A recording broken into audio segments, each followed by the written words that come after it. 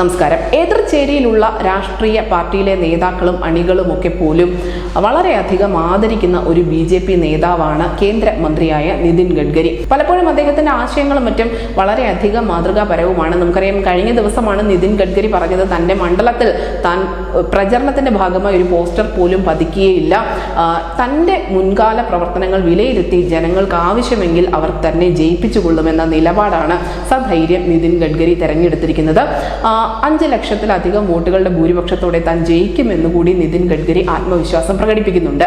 എന്തായാലും ഇതേ വേദിയിൽ വെച്ച് തന്നെ നിതിൻ ഗഡ്കരി പറഞ്ഞ മറ്റൊരു പ്രധാനപ്പെട്ട കാര്യമാണ് ഇപ്പോൾ ദേശീയ മാധ്യമങ്ങൾ നിറയുന്നത്. അദ്ദേഹം പറഞ്ഞത് തന്റെ രാഷ്ട്രീയ പാരമ്പര്യത്തിന്റെ അവകാശികൾ BJP പ്രവർത്തകർ മാത്രമാണ് എന്നാണ്. എൻ്റെ മക്കൾ ആരും തന്നെ നിലവിൽ രാഷ്ട്രീയത്തിലില്ല, അഥവാ അവർക്ക് രാഷ്ട്രീയത്തിലേക്ക് വരണമെന്ന് ആവശ്യമുണ്ടെങ്കിൽ ആദ്യം ചുമരിൽ പോസ്റ്റർ ഒട്ടിച്ചുകൊണ്ട് അത് തുടങ്ങട്ടെ എന്നാണ് അദ്ദേഹം പറഞ്ഞിരിക്കുന്നത്. അതായത് വളരെ ലളിതമാണ്. തൻ്റെ മക്കളായാലും രാഷ്ട്രീയത്തിലേക്ക് വരുന്നുണ്ടെങ്കിൽ താഴെ തട്ടിൽ നിന്നും പ്രവർത്തിച്ചു വരണമെന്ന് തന്നെയാണ് നിതിൻ ഗഡ്കരി ഉദ്ദേശിച്ചിരിക്കുന്നത്. മാത്രമല്ല, തൻ്റെ രാഷ്ട്രീയത്തിൻ്റെ പാരമ്പര്യം അത് തൻ്റെ പ്രവർത്തകർക്കുള്ളതാണ് എന്നുകൂടി, ആ പൊളിറ്റിക്കൽ ലെഗസി പ്രവർത്തകർക്ക് കൂടി അവകാശപ്പെട്ടതാണ് എന്നുകൂടി നിതിൻ ഗഡ്കരി പറഞ്ഞു വെക്കുന്നുണ്ട്.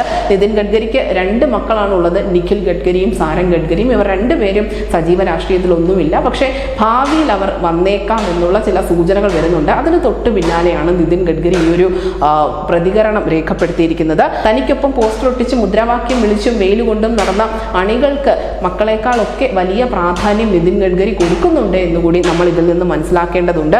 മറ്റൊരു നേതാവിനും പകർത്താൻ ധൈര്യമില്ലാത്ത ഒരു രാഷ്ട്രീയ ശൈലിയുടെ ഉടമ തന്നെയാണ് നിതിൻ ഗഡ്കരി എന്ന് പറയുന്നത്. എന്തായാലും പ്രവർത്തകർക്ക് മക്കളെക്കാൾ പ്രാധാന്യം നൽകുക എന്നത് ഒട്ടും ചെറിയ കാര്യമല്ല. ഇത് എല്ലാ രാഷ്ട്രീയ പാർട്ടികളിലും, പ്രത്യേകിച്ചും BJPയിലും കോൺഗ്രസിലും CPMലും ഒക്കെ കണ്ടുവരുന്ന ഒരു പ്രവണതയാണ്. ചില നേതാക്കളുടെയെങ്കിലും മക്കൾ അവരുടെ അച്ഛൻ്റെയോ അമ്മയുടെ രാഷ്ട്രീയ പാരമ്പര്യത്തിൻ്റെ ക്രെഡിറ്റ് മാത്രം എടുത്തുകൊണ്ട് രാഷ്ട്രീയത്തിലേക്ക് വരാറുണ്ട്. പക്ഷേ തൻ്റെ മക്കൾക്ക് അങ്ങനെ ഒരു അവസരം താൻ നൽകില്ല എന്നാണ് നിതിൻ ഗഡ്കരി പറഞ്ഞു വയ്ക്കുന്നത്. എന്തായാലും എല്ലാ നേതാക്കളും ഈ തെരഞ്ഞെടുപ്പ് കാലത്ത് കേൾക്കേണ്ട വാക്കുകൾ തന്നെയാണിത്. ന്യൂസ് ഡെസ്ക് ന്യൂസിൻ്റെ മലയാളം.